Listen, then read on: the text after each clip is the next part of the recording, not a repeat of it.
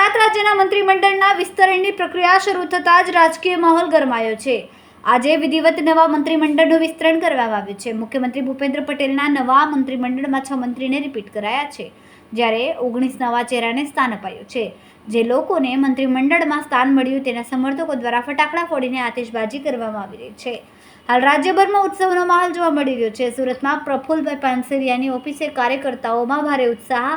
કાર્યકર્તાઓએ ફટાકડા ફોડીને ઉજવણી કરી હતી। ઢોલ તાશાના તાલે સમર્થકો ઝૂમી ઉઠ્યા હતા। કાર્યકર્તાઓ ટેમ્પો ભરીને ફટાકડા સાથે પહોંચ્યા હતા અને ઉજવણી કરી હતી। પ્રાપ્ત માહિતી મુજબ રાજ્યના કેટલાક ધારાસભ્યોને સવારે 8 વાગ્યાથી ફોન આવવાના શરૂ થયા, જેમાં પ્રફુલ્લ પાનસેરિયા અને કાંતિ અમૃતિયાનો પણ સમાવેશ થાય છે। મંત્રીમંડળમાં સ્થાન મળવાનો કોલ આવતા જ તેમના કાર્યાલય અને સમર્થકોના વિસ્તારોમાં ઉત્સાહનો માહોલ જોવા મળ્યો। પ્રફુલ્લભાઈ પાનસેરિયા હાલમાં ગુજરાત રાજ્યમાં રાજ્ય શિક્ષણ મંત્રી તરીકેની જવાબદારી સંભાળી રહ્યા છે। પ્રફુલ્લ પાનસેરિયાને મંત્રીમંડળમાં રિપીટ કરવામાં આવ્યા હોવાના સમાચાર મળતા તેમના સમર્થકો અને ભારતીય જનતા પાર્ટીના કાર્યકર્તાઓ દ્વારા ઉજવણી શરૂ કરી દેવામાં આવી। સુરત અને તેમના મત વિસ્તારમાં કાર્યકર્તાઓએ એકઠા થઈને ફટાકડા ફોડ્યા અને આનંદ વ્યક્ત કર્યો।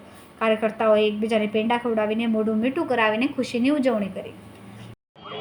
ભારત માતા કી જય।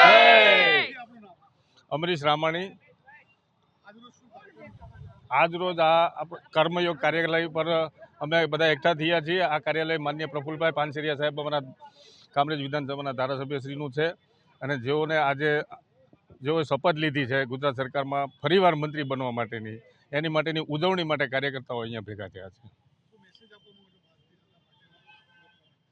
ભારતીય જનતા પાર્ટીના તમામ કાર્યકર્તા અમારો કામરેજ વિધાનસભા ભાજપ પરિવાર જેઓ પ્રફુલ્લભાઈને એકદમ અંગત રીતે ઓળખે છે, જે સત્ય, પ્રેમ અને કરુણામાં માનનારા સત્યનિષ્ઠ, કર્મનિષ્ઠ અમારા ધારાસભ્ય છે, તમામ કાર્યકર્તાઓ જાણે છે।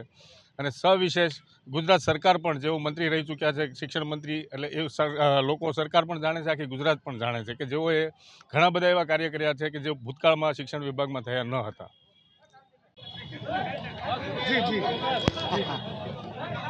આજરોજ માન્ય પ્રફુલ્લભાઈ પાનસેરિયા સાહેબની ગુજરાત સરકારના મંત્રીમંડળમાં ફરી વખત એન્ટ્રી થઈ છે। એ કામરેજ વિધાનસભા અને આખા ગુજરાત માટે એક ખુશીની વાત છે કે ભારતીય જનતા પાર્ટી પાયાના કાર્યકર્તાને હંમેશા યાદ રાખે છે। એ આજે સાબિત થયું છે કે જેમની કામગીરી થકી આગળ હોદ્દાઓ આપતી જાય છે અને આજે માન્ય પ્રફુલ્લભાઈ પાનસેરિયા સાહેબની ફરીવાર મંત્રીમંડળમાં સમાવેશથી આ સાબિત થાય છે। દિવાળી છે ને તમે લોકોને શું સંદેશ આપશો? દિવાળીમાં સૌ મિત્રો, ભારતીય જનતા પાર્ટી હંમેશા એક ધાર્મિકતાની સાથે જોડાયેલી હોય, હિન્દુત્વની સાથે જોડાયેલી હોય। સૌને દિવાળીની શુભેચ્છા છે અને કામરેજ વિધાનસભાના સૌ કાર્યકર્તા મિત્રો આજે અહીંયા એક અલગ દિવાળી મનાવી રહ્યા છે।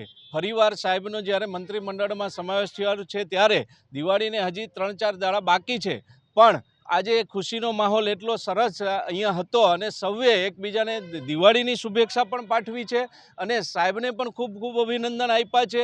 અને સાહેબની સાથે હર હંમેશના માટે જે ભારતીય જનતા પાર્ટીના કાર્યકર્તાઓએ જે મહેનત કરી છે એ ફરીવાર મહેનત કરશું અને ડબલ જોશથી મહેનત કરશું એવી સૌએ શુભેચ્છા સૌને પાઠવી છે। અને દિવાળીનો તહેવાર આપણા માટે એક વિશેષ તહેવાર હોય છે, એટલા માટે આપ સૌને, જે દર્શક મિત્રો હોય કે કાર્યકર્તા મિત્રોને સૌને ઝાઝામાં ઝાઝી દિવાળીની શુભકામનાઓ આપું છું।